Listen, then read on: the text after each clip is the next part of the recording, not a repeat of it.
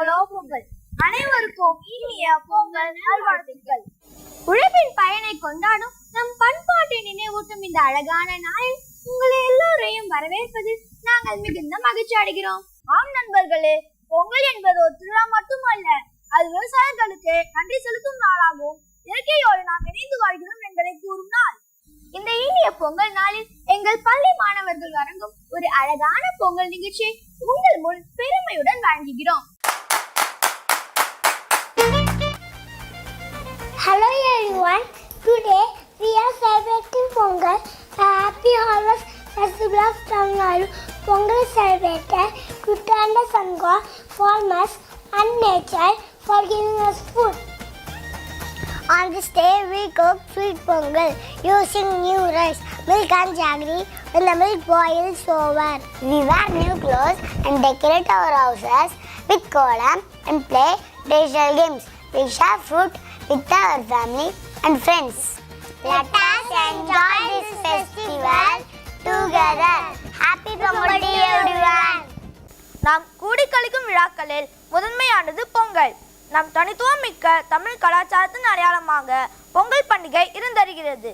அடிப்படையில் விவசாயத்தை தொழிலாக கொண்டதால் உழவை போற்றும் திருநாளாக பொங்கல் கிராமங்களில் மிக விமரிசையாக பாரம்பரிய வழக்கங்கள் மாறாமல் கொண்டாடப்பட்டு வந்தது.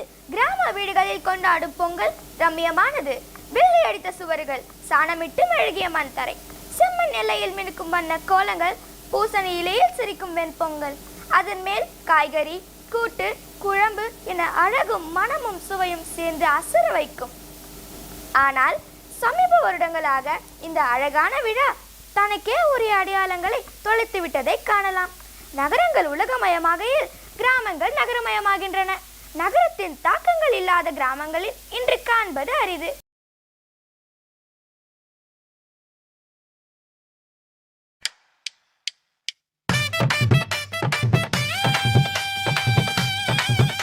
கும்மி. தமிழகத்தில் இது இல்லாத கிராமங்களும் உண்டா? கன்னி பெண்கள் கும்மியடித்து பாடும் காட்சியை பார்த்தால் கும்மியில் கூட இவ்வளவு நளினம் உண்டா என்று வியக்க தோன்றும்.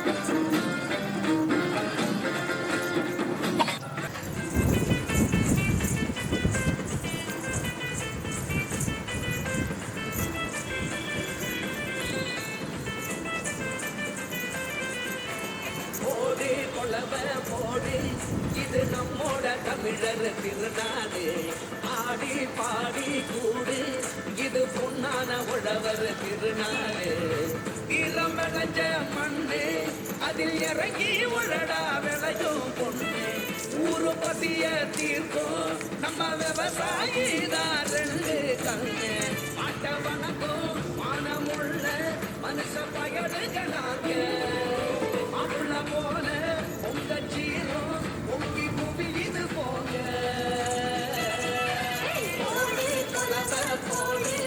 இது நம்மளோட தமிழர் திருநாடு ஆடி பாடி கூடு இது பொன்னான உழவர் திருநாடு.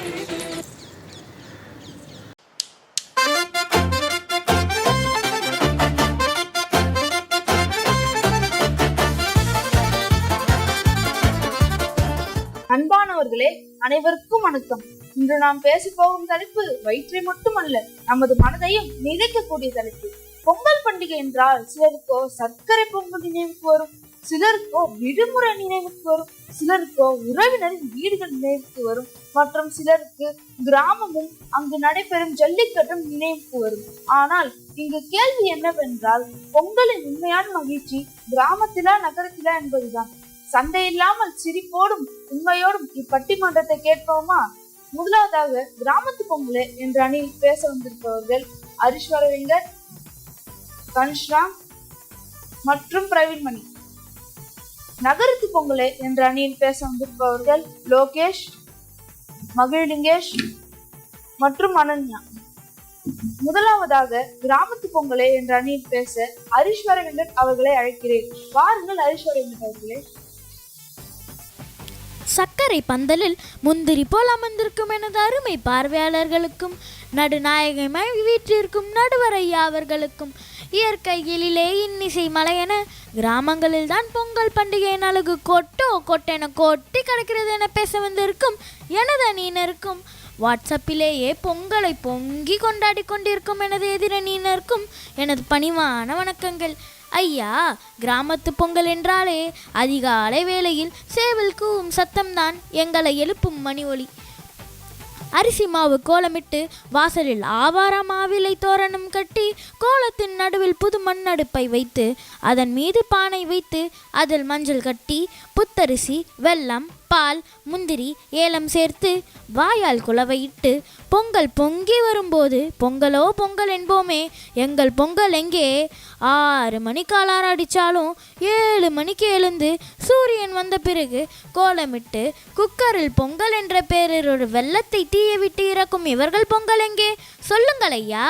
ஐயா, கிராமத்தில் எங்களோட மண் வாசனை பொங்கல் அன்றைக்கு வருவது மட்டுமல்ல, தினம் தினம் நாங்கள் நாற்று நட்டு களை பறித்து விவசாயம் செய்து ஒவ்வொரு நாளும் நாங்கள் சுவாசிக்கிற வாசனை அது. அதெல்லாம் நகரத்தில் வசிக்கின்றவர்களுக்கு எப்போது தெரிய போகிறது? நகரத்தில் இருக்கிறவங்கள பொறுத்த வரைக்கும் பொங்கல் பண்டிகை என்பதன் மகிழ்ச்சி வெறும் 4 நாள் விடுமுறை என்பதன் மகிழ்ச்சி தான் ஐயா. எனவே பொங்கலின் உண்மையான மகிழ்ச்சி கிராமங்களில் தான் உள்ளது என கூறி எனது உரையை முடித்து அமர்கிறேன். நன்றி, வணக்கம். ஆஹா, ஹரிஸ்வர் வெங்கட் ஒரு நிமிடம் கிராமத்து மண் வாசனையும் அழகு ஒளிரும் பொங்கல் தினத்தை நம் கண்முன்னே கொண்டு வந்து விட்டார். ஆனால் இதற்கு நகரத்து பொங்கலே என்ற அணியில் என்ன பதில் வைத்திருக்கிறார்கள் என்று தெரியவில்லையே. வாருங்கள் லோகேஷ் அவர்களே. அன்புக்குரிய நடுவர் அவர்களே, எனது அன்பு நண்பர்களே, அனைவருக்கும் எனது பணிவான வணக்கத்தை தெரிவித்துக் கொள்கிறேன். நடுவர் அவர்களே, கண்ணுக்கினிய கருமேகமும் பசுப்புற்களும் என்றும் அழகுதான். ஆனால் அதற்காக கிராமத்தில் தான் பொங்கல் பொங்கி வரும், நகரத்திலெல்லாம் பொங்கல் பொங்கி வராது, விசில் தான் அடிக்கும் என்று இவர்கள் கூறும் சிறு பிள்ளைத்தனமான பேச்சுக்களை எல்லாம் ஏற்றுக்கொள்ள முடியாது நடுவர் அவர்களே. என் வீட்டு பக்கத்தில் புதிதாக திருமணமான தம்பதிகள் வசிக்கின்றன. அவர்கள் இருவரும் பணியின் காரணமாக இங்கு வசிக்கின்றன. இதுபோல் பண்டிகைகள் வந்துவிட்டால் போதும், ஊரிலிருந்து அவர்கள் பெரியோர்கள் கிளம்பி நகரத்துக்கு வந்து விடுவார்கள். கிராமப்புறங்களில் எப்படி வாசலில் பொங்கலை கொண்டாடுகிறார்களோ அதே போல் இவர்களும் வாசலில் தோரணம் கட்டி கோலமிட்டு அடுப்பு வைத்து பானையில் புத்தரிட்டு பொங்கலோ பொங்கல் என்று கூவி சூரியனை வணங்கி கொண்டாடுகிறார்கள். அது மட்டுமல்ல நடுவர் அவர்களே, அவர்களது அலுவலகத்தில் பணிபுரியும் அத்தனை பேரும் இவர்களது வீட்டிற்கு வந்து ஆடி பாடி மகிழ்ந்து இனம் மொழி மதத்தை கடந்து மகிழ்ச்சியுடன் கும்மிட்டு கொண்டாடுகிறார்கள். ஒற்றுமை என்றால் என்ன என்பது நகரத்தில் தான் தெரிகிறது. ஏன் இது போன்ற நிகழ்வுகளை எல்லாம் இவர்கள் அறிந்து கொள்வதில்லையா என்ன? எனவே நடுவர் அவர்களே, பண்டிகை என்பது நமது பாரம்பரியத்தை காப்பாற்றுவது தானே தவிர அது எங்கு கொண்டாடினால் என்ன? பல மொழி பேசும் மக்களையும் இணைக்கும் எங்களின் நகரத்தில் தான் பொங்கல் உண்மையான மகிழ்ச்சியுடன் கொண்டாடப்படுகிறது என்று கூறி அமர்கிறேன். நன்றி, வணக்கம். பண்டிகை என்பது பாரம்பரியத்தை காட்டுவதுதானே தவிர அது இடத்தை பொறுத்து அமைவதில்லை என தனது வாதத்தை ஆணித்தரமாக கூறுகிறார் லோகேஷ். சிறப்பு. இதற்கு நமது கிராமத்து பொங்கலே என்ற அணியில் என்ன பதில் கூற போகிறார்கள் என்று தெரியவில்லையே. வாருங்கள் கனிஷாம் அவர்களே. ஆன்றோர் சான்றோர் சபையை தலைவணங்குகிறேன். ஐயா, என் எதிரணியினர் அழகாக பேசினார். எல்லோரும் கூடி கும்மி அடித்தார்களாம். ஐயா, இந்த கும்மி அடிக்கிறது ஒன்றும் நகரத்துக்கு புதுசு இல்லைங்க ஐயா.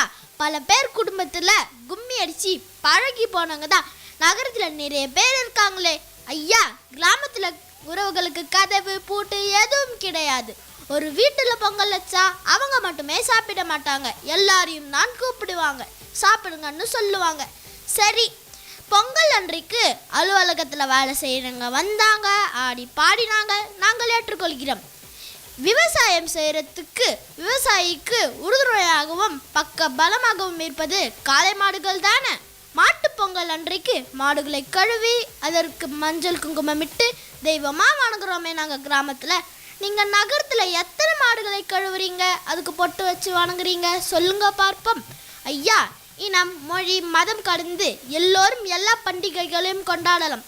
ஆனால் இயற்கையோடு இணைந்து கை கோர்த்து உண்மையான நன்றி சொல்லி நமது பாரம்பரிய விழாவான தமிழர் பெருவிழாவான பொங்கல் பண்டிகையை மனநிறைவோடு கொண்டாடுவது கிராமங்களில் தான் என ஆணித்தரமாக கூறி அமர்கிறேன். நன்றி, வணக்கம். இனம் மொழி மதம் கடந்து பண்டிகையை எங்கு கொண்டாடினாலும் இயற்கையோடு இணைந்து மன நிறைவோடு பொங்கல் பண்டிகை கொண்டாடுவது கிராமங்கள் தான் என தெல்ல தெளிவாக கூறியுள்ளார் கணேஷ்ராம். அவரை தொடர்ந்து நகரத்து பொங்கலை என்ற அணியில் பேச மகிழலிங்கேஷ் அவர்களை அழைக்கிறேன். வாருங்கள் மகிழலிங்கேஷ் அவர்களே. அனைவருக்கும் எனது வணக்கத்தை தெரிவித்துக் கொள்கிறேன். நடுவர் அவர்களே, எனது எதிரணியினர் மிக அழகாக மாடுகளை எப்படி குளிக்க வைத்து பொட்டு வைத்து பூ சூட்டி அலங்காரம் செய்வது என்று அழகான குறிப்புகளை கற்றுக் கொடுத்தார். மிக்க நன்றி. ஆனால் நான் அவரை பார்த்து ஒரு கேள்வி கேட்கிறேன். வயலில் உழுது விவசாயத்திற்கு உதவிய மாடுகளுக்கு நன்றி கூறி மாட்டுப் பொங்கலை கொண்டாடுகிறோம் என்று கூறினாரே, அதை கூட ஏற்றுக்கொள்ளலாம். ஆனால் அதே மாட்டை மாலை வேளையில் வண்டியில் பூட்டி அந்த வண்டியில் 50 பேர் ஏற்றிக்கொண்டு அந்த வண்டியை இழுத்து செல்ல இந்த மாட்டை சாட்டையில் அடித்து விரட்டி ஓட்டி செல்கிறார்களே, இவர்களது மனிதாபிமானத்தை என்னவென்று சொல்வது? இதைவிட இன்னொரு கொடுமை என்னவென்றால், ஜல்லிக்கட்டு என்ற பெயரில் காளை மாடுகளை பழக்கி களத்தில் விடுவது. வீர விளையாட்டாக இருந்தாலும் கூட அந்த மாட்டை பிடிக்க தெரியாதவர்கள் களத்தில் இறங்கி எத்தனை பேர் இறந்து போகிறார்கள் தெரியுமா? பண்டிகை என்பது மனிதநேயத்தையும் மனிதாபிமானத்தையும் வளர்ப்பது மட்டுமல்ல, நமது பண்பாடும் கலாச்சாரமும் சிதையாமல் இருப்பதும் தான். நகர்ப்புறங்களிலும் ஆடு மாடு பண்ணை வைத்திருப்பவர்கள் பொங்கல் தினத்தில் மாடுகளை குளிக்க வைத்து பூவும் பொட்டுமிட்டு வணங்கி கொண்டுதான் இருக்கிறார்கள். படிப்பதற்கும் வேலை வாய்ப்புகளை தேடியும் நகர்ப்புறத்திற்கு வரும் இவர்கள் பண்டிகை கொண்டாடுவது மட்டும் நகர்ப்புறங்களில் மகிழ்வை அளிக்கவில்லை, கிராமப்புறங்களில் தான் மகிழ்வளிக்கிறது என்று கூறினால் அதை எப்படி ஏற்றுக்கொள்ள முடியும் ஐயா? எனவே பொங்கல் கொண்டாட்ட மகிழ்ச்சி எந்த உயிரையும் துன்புறுத்தாத நகர்ப்புறங்களில் தான் உள்ளது என்று ஆணித்தரமாக கூறி அமர்கிறேன். நன்றி, வணக்கம். படிப்பு வேலை வாய்ப்பு என ஏற்றுக்கொள்ளும் கிராமத்தினர் ஏன் பண்டிகைகள் என்றால் மட்டும் கிராமங்களில் தான் என தனது ஆதங்கத்தை கொட்டி தீர்த்துள்ளார். அவரை தொடர்ந்து கிராமத்து பொங்கலின் அணியில் இருந்து பேச பிரவீன்மணி அவர்களை அழைக்கிறேன். மேடையில் நடுநாயகமாய் வீற்றிருக்கும் நடுவர் அவர்களே, இங்கே நல்லதோர் தீர்ப்பை எதிர்பார்த்து அமர்ந்திருக்கும் பார்வையாளர்களே, உங்கள் அனைவருக்கும் எனது பணிவான வணக்கம். நடுவர் அவர்களே, எனது எதிராணியினர் மிக அழகாக கூறினார். கிராமப்புறங்களில் நாங்கள் மாடுகளை கொடுமைப்படுத்துகிறோமாம். ஐயா, பொங்கல் தினத்தன்று சின்னஞ்சிறு குழந்தைகளை சுமந்து சிங்காரமாய் நடையிட்டு ஓடும் காளைகளுக்கே தெரியுமே இது ஒரு இன்ப விளையாட்டு என்று. இவர்கள்தான் நகர்ப்புறங்களில் மூட்டை மூட்டையாக வண்டிகளில் சுமையேற்றி காளை மாடுகளை கொடுமைப்படுத்துகிறார்கள். இதெல்லாம் இவர்கள் செய்யும் புண்ணியமோ? மாட்டுப்பொங்கலை பற்றி ரொம்ப அக்கறையோடும் மனிதாபிமானமா பேசுறாங்களே. நான் கேட்கிறேன், காணும் பொங்கல் அன்று உற்றார் உறவினர் பெரியோர் என யாரையாவது போய் சந்திக்கிறார்களா? அவர்களோடு இணக்கமாய் வாழ்கிறார்களா? இதற்கெல்லாம் இவர்களிடத்தில் பதில் இருக்கிறதா? கிராமப்புறங்களில் வந்து பாருங்கள், வீடுகள் தோறும் பெரியவர்கள் வாழ்கிறார்கள். அவர்களின் ஆசீர்வாதத்தோடும் வழிகாட்டுதலோடும் தான் நாங்கள் வாழ்ந்து கொண்டிருக்கிறோம். பண்டிகை நாட்களில் புத்தாடைகள் எடுத்து கொடுத்து மகிழ்கிறோம். பெரியவர்கள் பெருமை எல்லாம் இவர்களுக்கு தெரியவா போகிறது? உங்களுக்கெல்லாம் வீடுகளில் பெரியவர்கள் இருந்தாலே சிரமமாக தெரிவார்கள். அவர்களை முதியோர் இல்லத்திற்கு அனுப்புவதை ஒரு ஃபேஷனாகவே வைத்திருக்கிறீர்கள். இதைவிட கொடுமை, பெற்றோர்களை தனது சொந்த ஊரில் தவிக்க விட்டுவிட்டு அயல் நாட்டிற்கு சென்று செட்டில் ஆகிவிடுகிறீர்கள். பின்பு அன்பிற்கும் ஆசீர்வாதத்திற்கும் எங்கே இடம் இருக்கிறது?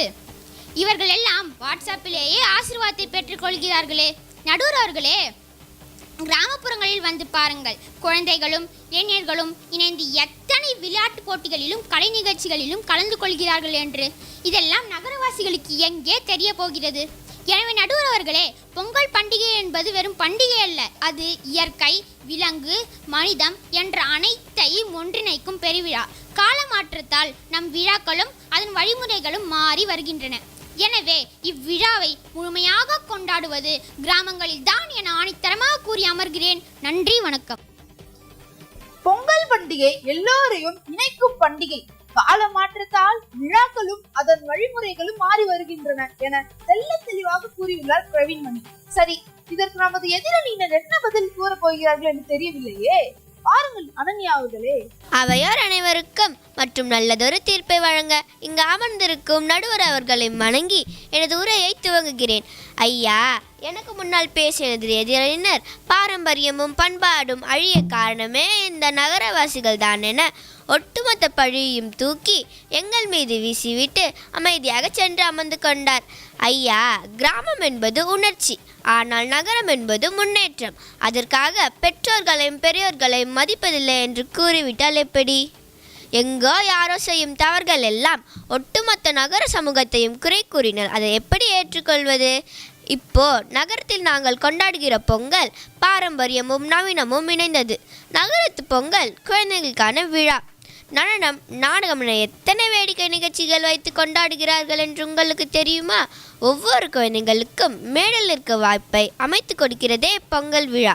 கிராமப்புறங்களில் விளையாட்டுகளின் மூலமும் வெட்டவெளியில் உடல் பயிற்சியும் வளர்ச்சியும் நிரூபிக்கப்பட்டால், நகர்ப்புறங்களில் மேடைகளில் பல நிகழ்ச்சிகளை நிகழ்த்தி அவர்களின் திறமைகள் ஊக்குவிக்கப்படுதே. இதெல்லாம் உங்கள் கண்ணுக்கு தெரியவில்லையா? எனவே நடுவர் அவர்களே, உண்மையான மகிழ்ச்சி என்பது நமது பாரம்பரிய பண்டிகை எங்கு கொண்டாடுவது என்பதில் இல்லை, எப்படி கொண்டாடுவது என்பதில் தான் இருக்கிறது என்று கூறி நல்ல தீர்ப்பை வழங்குவீர்கள் என்ற நம்பிக்கையில் அமர்கிறேன். நன்றி, வணக்கம். கிராமங்களில் உணர்ச்சிகள் வாழ்கிறதாம், நகரங்களில் முன்னேற்றத்தில் உள்ளதாம் என அழகாக கூறியுள்ளார் அனன்யா. சரி, இனி தீர்ப்பிற்கு வருவோம். இங்கு இரு அணியினருமே தங்கள் விவாத கருத்துக்களை தெளிவாக கூறியிருக்கிறார்கள். கிராமத்து பொங்கலே உண்மையான மகிழ்ச்சி என்ற அணியில் உறவு, இயற்கை, உணர்ச்சி ஆகியவற்றை மையப்படுத்தி தங்கள் கருத்துக்களை மிக அழகாக முன்வைத்தார்கள்.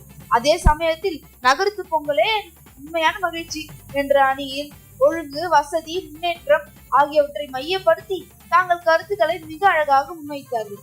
இப்போது நமது உண்மையான மகிழ்ச்சி எது என்று சிந்தித்தால், மகிழ்ச்சி என்பது இடத்தில் அல்ல, மனதில் தான் இருக்கிறது. எனவே கிராமத்து பொங்கலின் அன்பையும் உறவையும் மனதையும் எடுத்துக்கொண்டு நகரத்து பொங்கலின் ஒழுங்கு, வசதி, வாய்ப்பையும் சேர்த்தால் அதுவே முழுமையான பொங்கலாக மாறும். பொங்கல் என்பது சாப்பிட மட்டுமல்ல, அது பகிர்வதற்கும் தான். எனவே இந்த பொங்கல் உங்கள் வீட்டில் மட்டுமல்ல, உங்கள் மனதிலும் இனிதே பொங்கி வழியிட்டும் என்று கூறி இப்பட்டிமன்றத்தை நிறைவு செய்கிறேன். நன்றி, வணக்கம். பொங்கலோ பொங்கல்.